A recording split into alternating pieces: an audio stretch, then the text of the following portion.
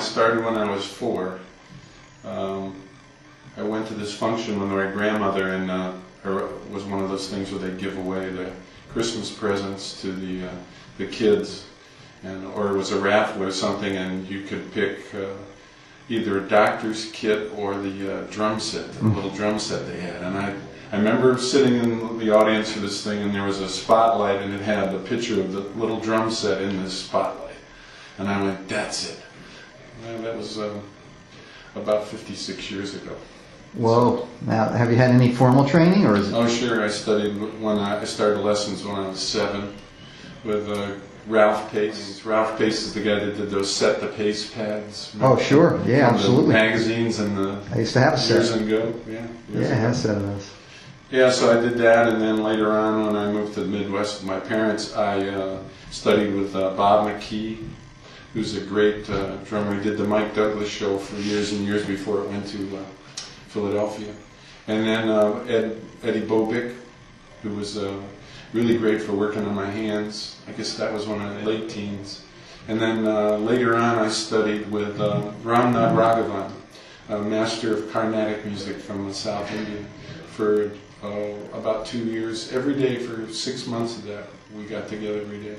But I never thought about transitioning that from Carnatic music, from mridangam to the drum set. It was just salkatu, keeping the tala and doing the sound. So that kind of stuff.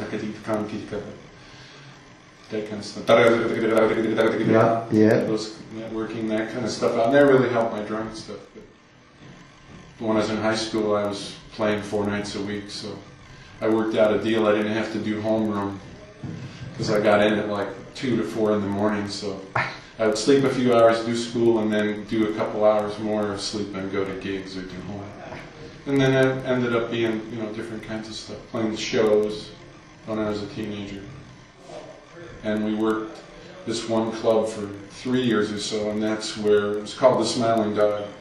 And we were like the house band, along with other people. Ernie Krivda and Bill Dobbins and Abraham Laboriel was there for a few years. Tom Baker, Ron Kozak, a lot of the Cleveland guys, and we would work opposite all the other acts that came into town. And occasionally there wouldn't be a drummer in the band, and that's how I got to play with Jimmy Smith and Moose Allison and Sonny Stitt, and then sit in and play with Cannonball and Herbie Hancock, and hang out with Elvin Jones, who worked opposite him for a week or two, Tony Williams. So for me, it was like going to college.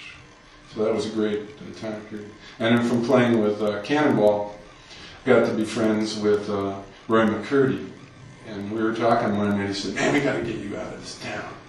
And he said, you want to play Frank Zappa or you want to play with Weather Report? And I thought he was, kidding me. So I went, well, I don't know.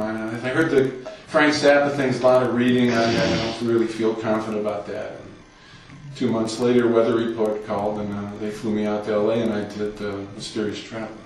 Wow. Skip, can you tell us what you're up to today? Any new things that you're... Yeah, well, new things for me, in '82 I went to be at Berkeley teaching. I decided I didn't want to do that thing anymore where I didn't know what was going to happen with work the next day or the next week. And so I went there to begin teaching, and I've been there ever since. I'm starting my 23rd year in the fall.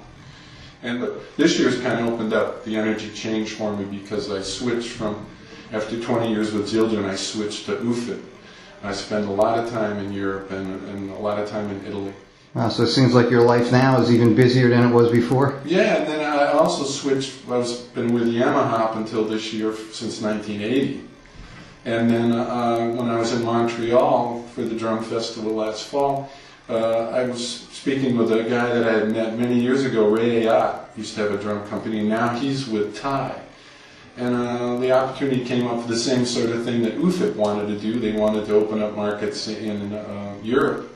And I said, I'm your man, because I really enjoy going there and doing that. And they're the co-sponsors of the stuff that are happening in Italy for me. So it's gone from the basement of Berkeley, where all the drummers are, to being out in all these different countries that I love to go see and make new friends. And it's cool.